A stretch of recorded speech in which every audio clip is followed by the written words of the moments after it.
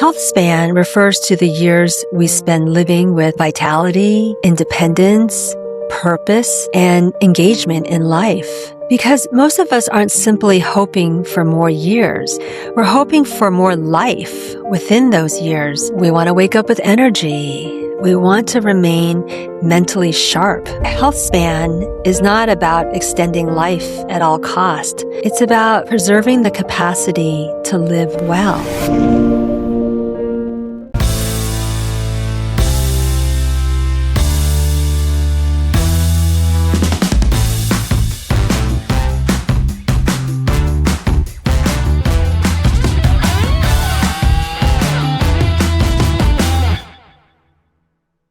Hello, everyone, and welcome back to Medicine with Meaning.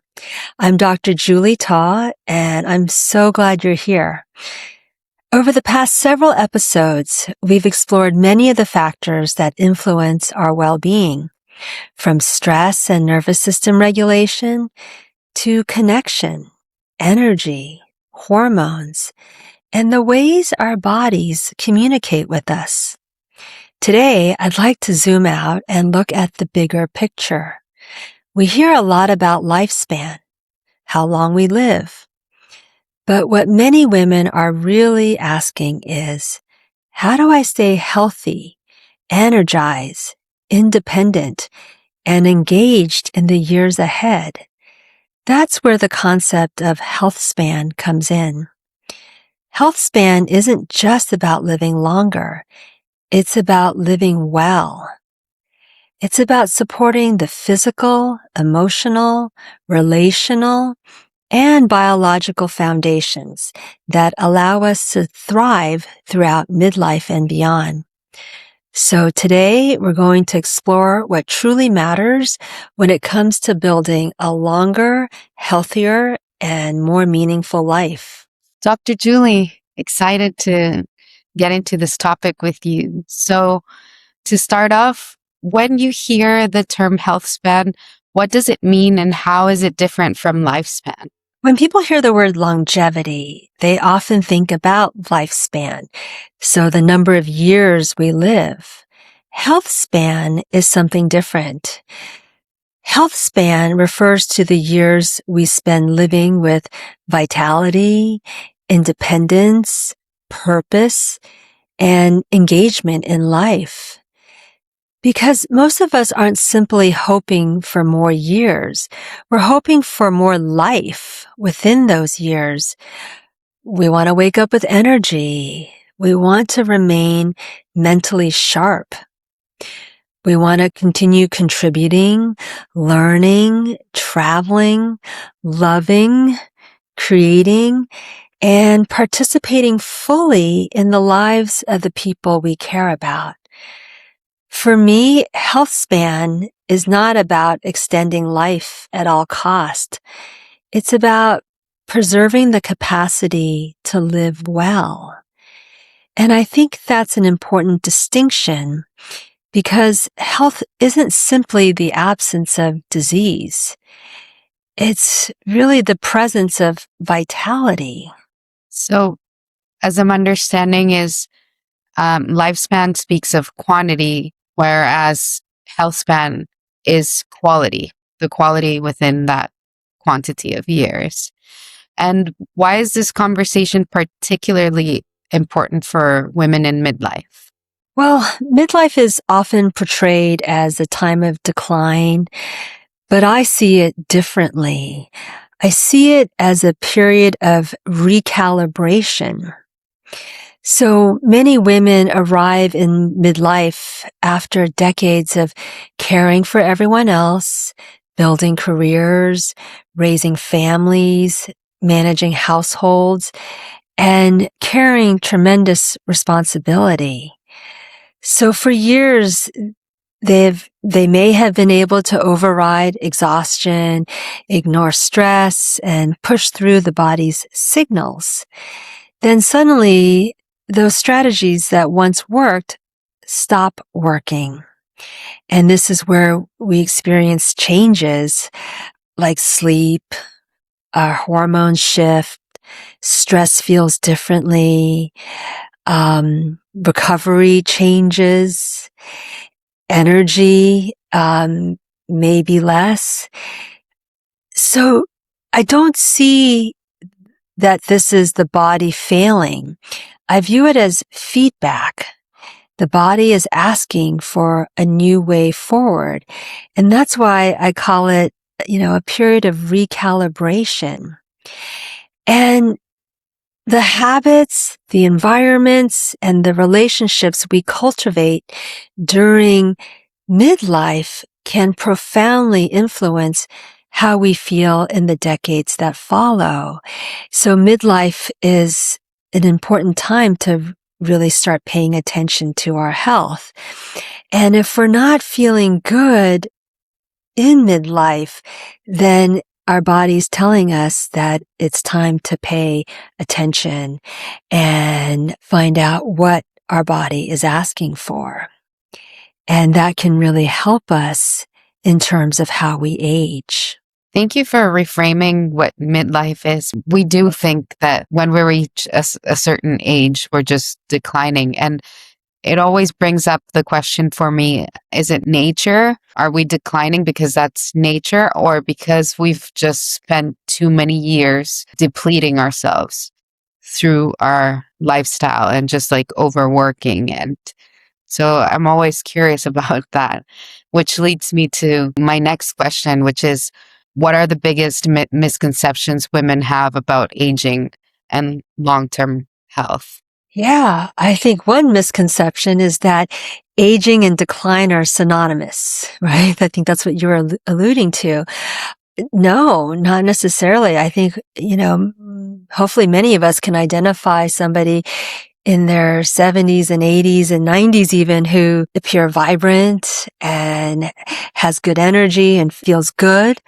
Certainly aging is inevitable, but decline is influenced by many factors. So, you can still feel vibrant even up into an old age. Another misconception is that long-term health is primarily determined by genetics. Certainly genetics matter, but they are only part of the story.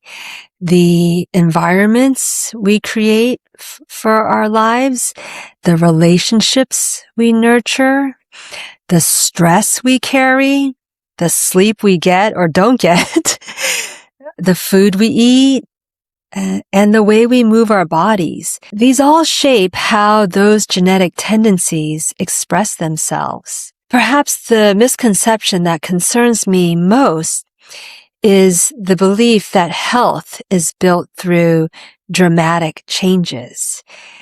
In reality, Healthspan is usually the result of ordinary choices repeated consistently over time.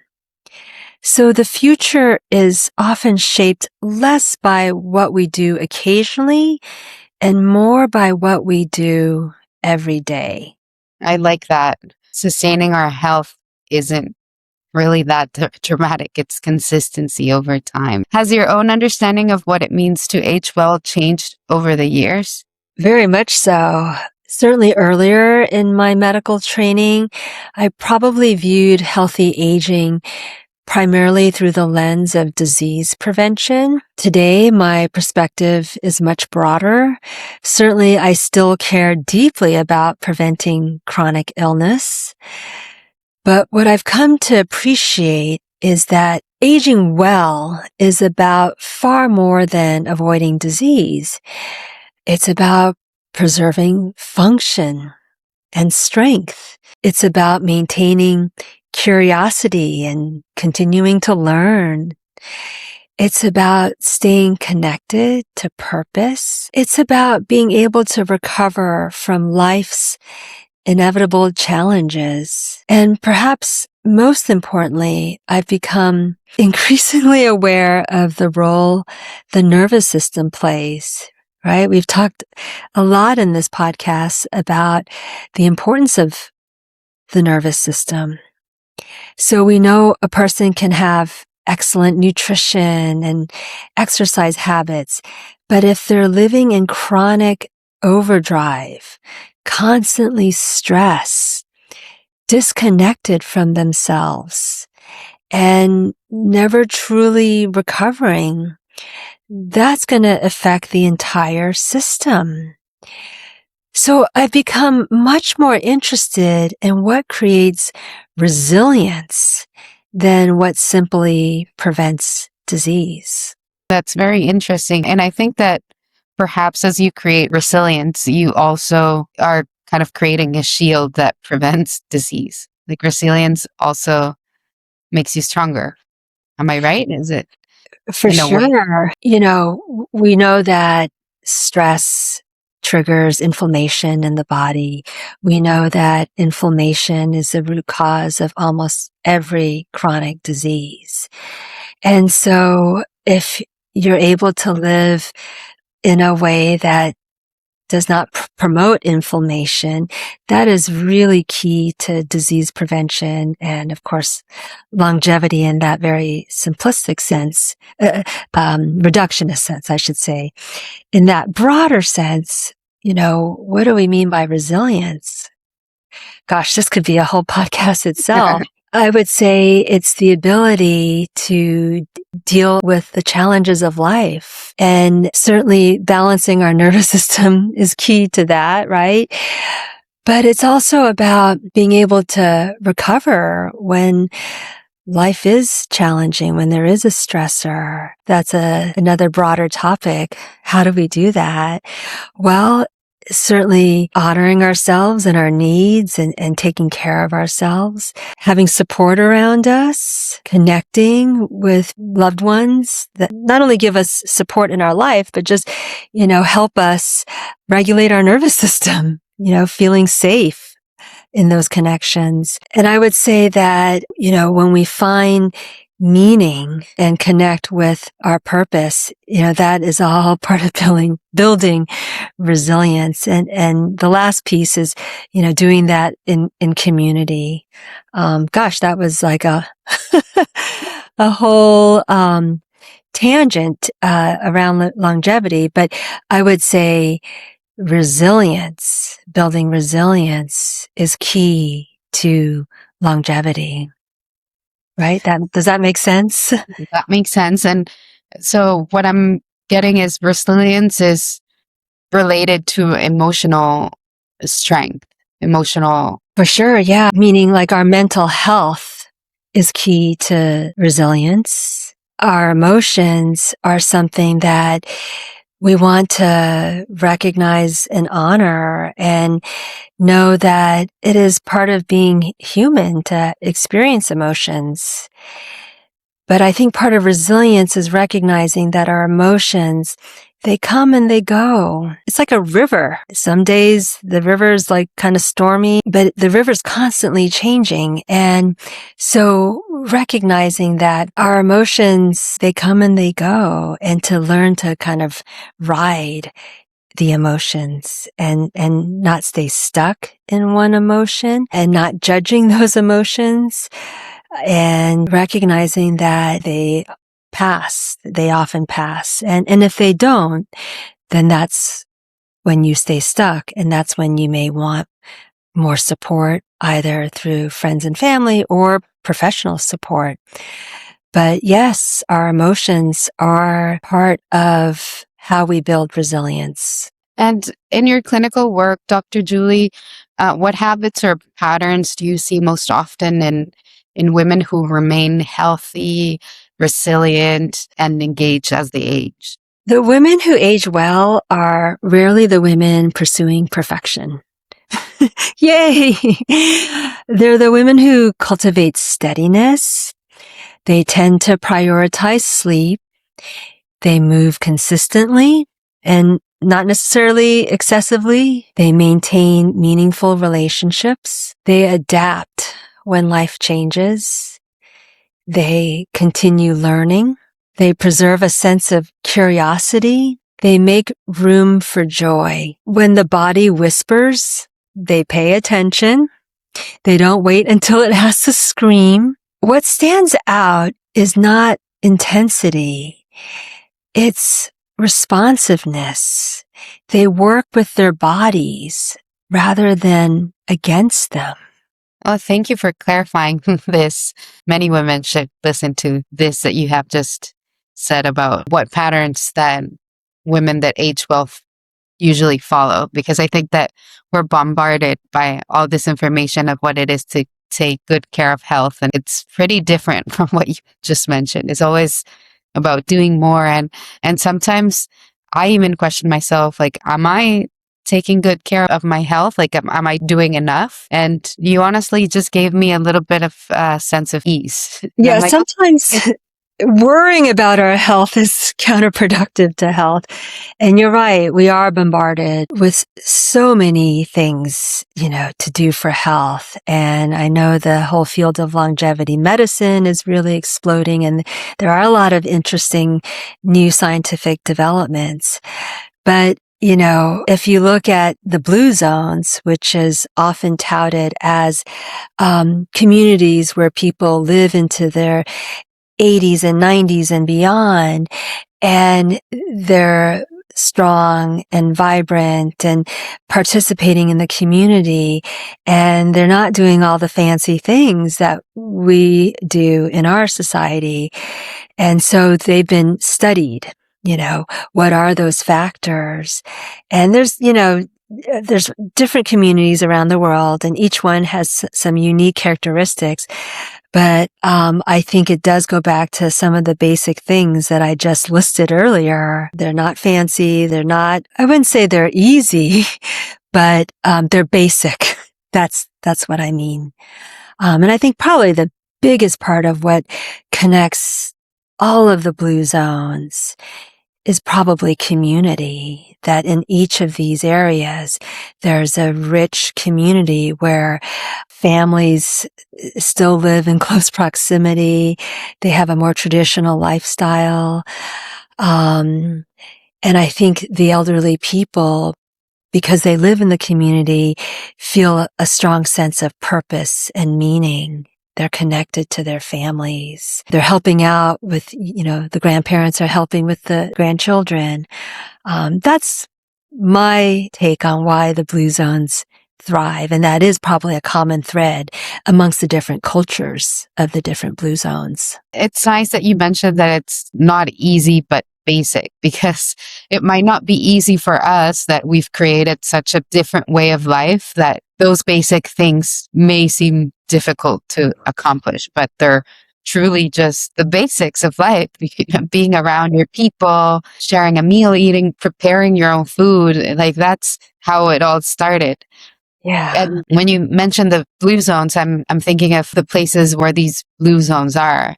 And I don't even know if they have the concept of being fit, or they're just living life, but what I see is our concept of being fit, that it's so related to physical appearance.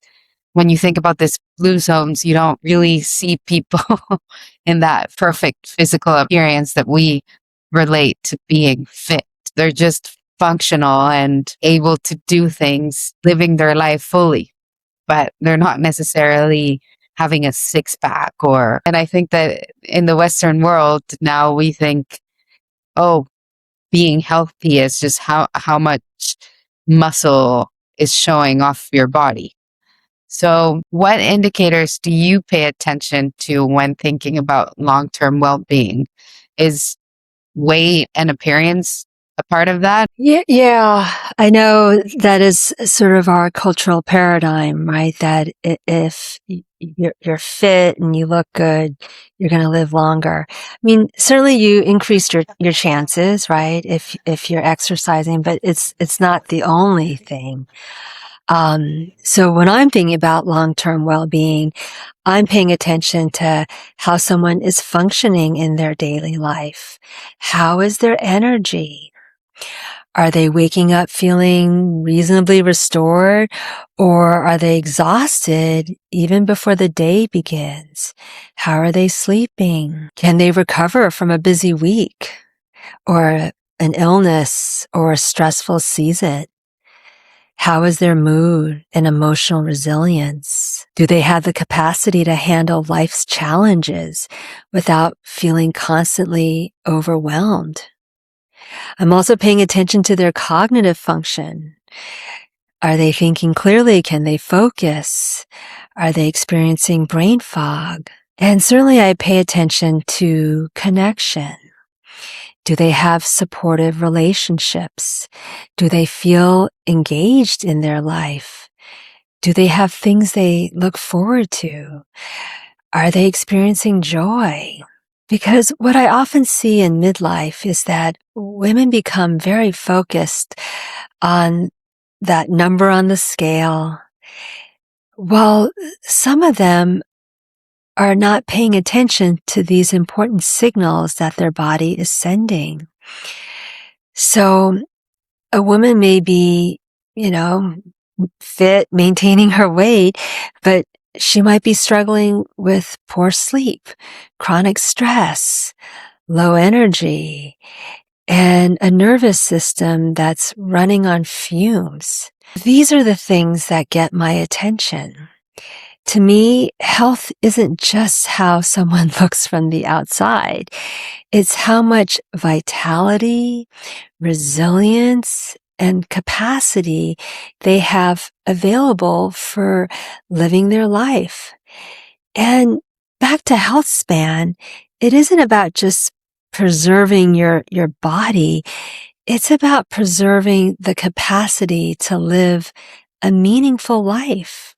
Yeah, you said it well. It's not just the shell is what's inside, that it's also able to enjoy the life that you have. Because what is life worth if you just have this perfect body, but you're not able to enjoy anything, right? Or to connect or to share. I think that's why I don't know what you think as a doctor, but I think that's why we all take care of our health. That's why we want to be healthy and not get sick. And that's why we seek medical assistance in the first place, to live. Yeah, it's like, what's the point of the six pack if you're not enjoying life? I mean, don't get me wrong, I value the six pack, but what we're saying, I think, is that it's not enough necessarily. If you have a six pack, that's great.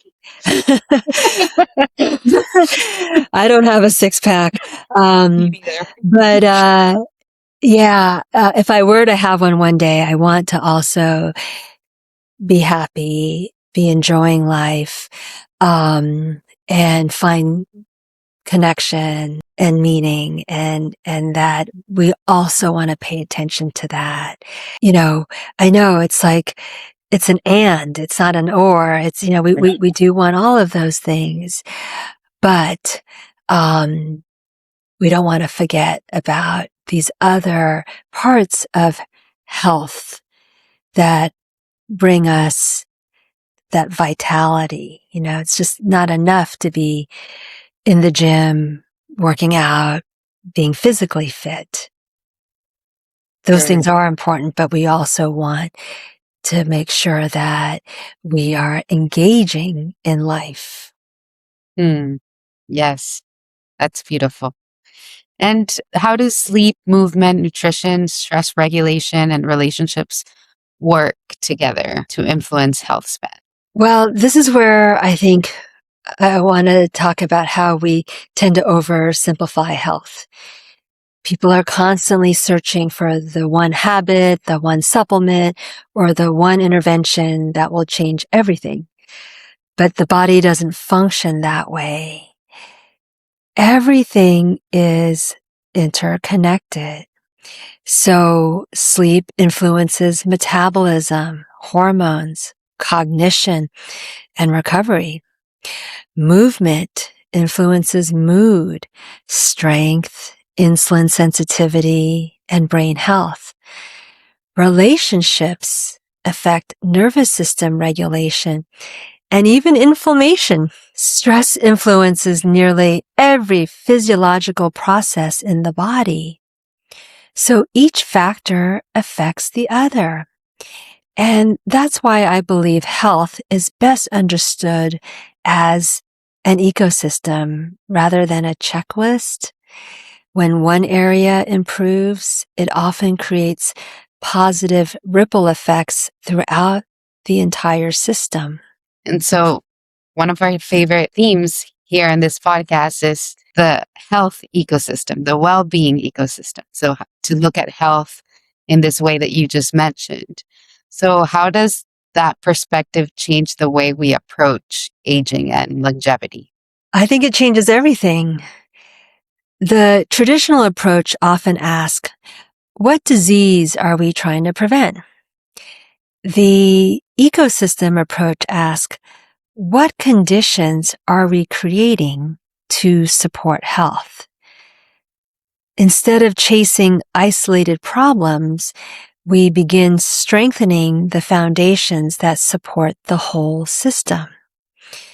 So first, we focus on nervous system health, then sleep. Relationships really impact our health. Movement, recovery, our environment, and of course, meaning. I've been talking a lot about meaning as we talk about longevity. And remember that these factors don't exist in separate compartments. They interact continuously. And when we strengthen the ecosystem, many positive outcomes naturally emerge. That perspective feels both more realistic and more compassionate.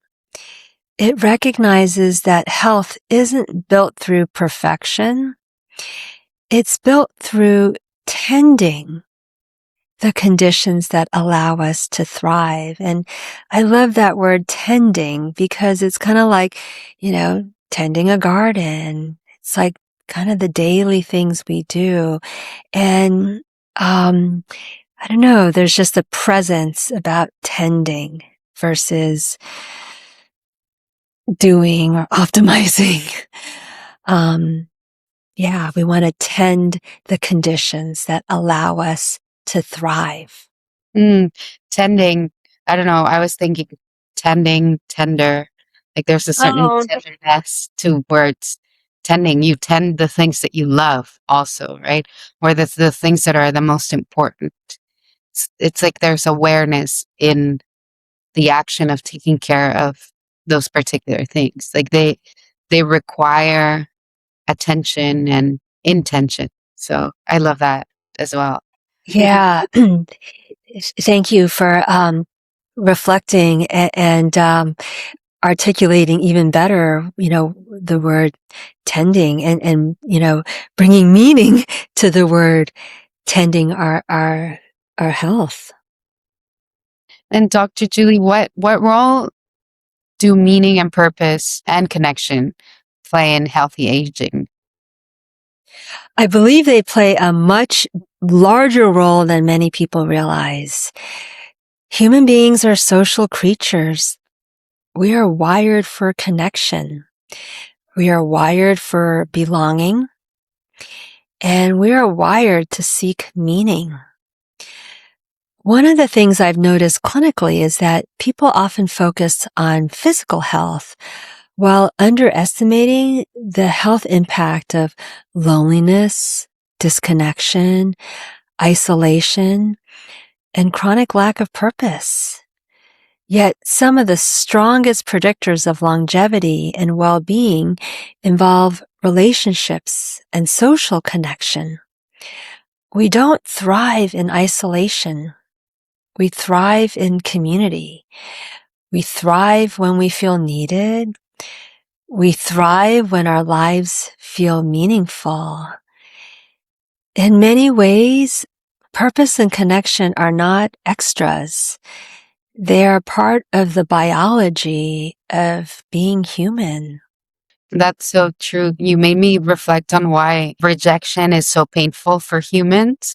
And it's because we need to be part of a tribe, a society, a group of people, like a community. We can only thrive in community. And I think that it goes back to the beginning of time where if we were kicked out of our community or our tribe, then we wouldn't survive.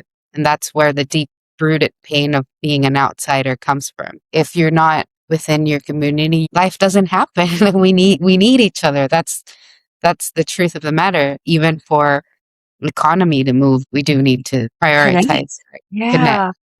Yeah. I think that is part of the challenge of our modern living today is, we're all so busy and, it is hard to find time for, um, those connections outside of our family, or even with our families, especially if they live far away. And it's more recent in our human history that we are so separate from our family community, um, and that we can function fine now. Back in the era that you were talking about, yeah, we wouldn't survive if we were ousted from the community. But in modern life, we can survive perfectly well. And I think that's been part of the problem is that we can, survive in isolation, but we may not thrive. And Mhm. for health and longevity, we want to be in that thrive state. Survival is, when we're in that fight or flight nervous system, and that we've talked about time and time again how that does not promote health. So yeah, we want to do our best to connect with others, whether it's our family or a community where we feel safe, I think is really key. And safety is key to our nervous system. And so I think that's become more of a challenge in our modern lives is finding community. And I think that we do need to see ourselves through others, right?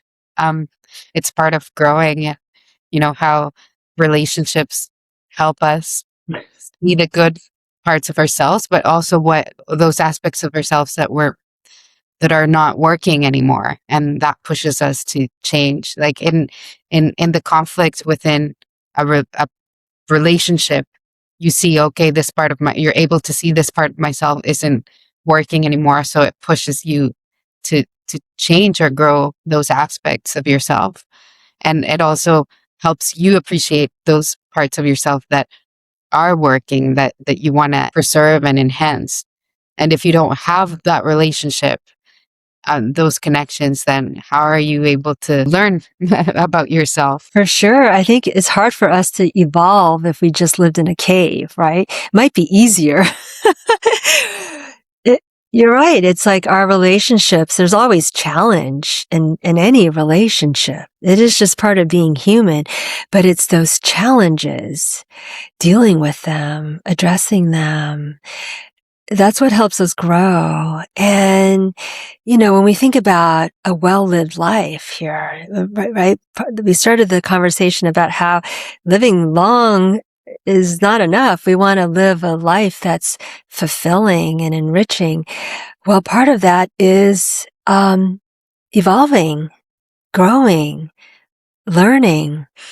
And, one of the things I love to think about or reflect on is an exercise where I think about my future self, that wrinkly, gray haired, 90-year-old woman and what she's going to be like.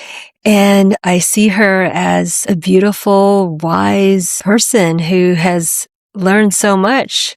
And the only way to learn is through life's challenges. And I think when we think about our major challenge as humans, it's probably our relationships, right? That's where most conflicts come up.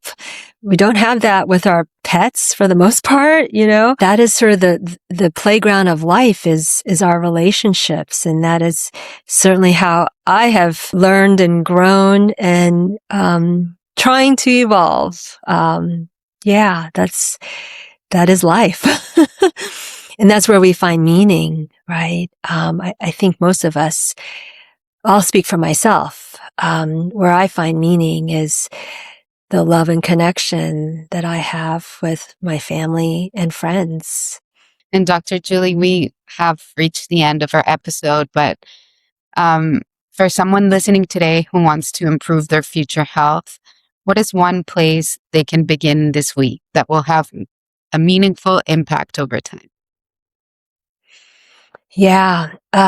So I would start by asking a different question here. Instead of asking, what should I add? Right? That's such a part of our optimization culture. I would ask, what is quietly draining me? Many women assume health is built by doing more. What workout can I add? What supplement can I add? What routine should I add? We're always talking about optimizing, but sometimes the most powerful intervention is reducing what is continuously taxing the system.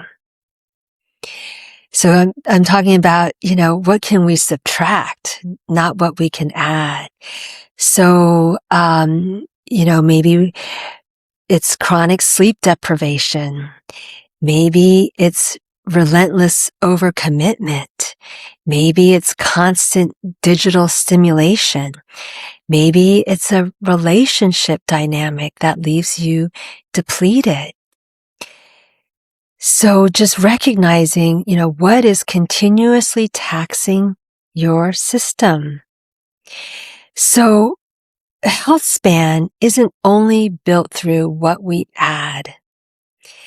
It's also built through what we stop tolerating. And often the greatest gains come from creating conditions that allow the body to recover, restore, and function as it was designed to.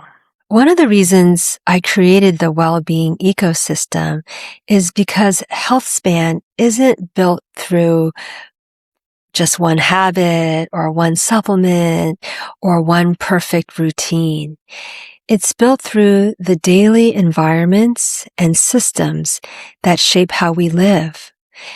Inside the program, we explore the interconnected pillars that support long-term well-being, from nervous system regulation and biological health to relationships, daily rhythms, and meaning and purpose. Because the goal isn't simply to live longer. It's to create a life that supports your health for years to come. If today's conversation resonated with you and you'd like a simple place to begin, I invite you to visit my latest Instagram post at julie.ta.md. Comment the word Healthspan.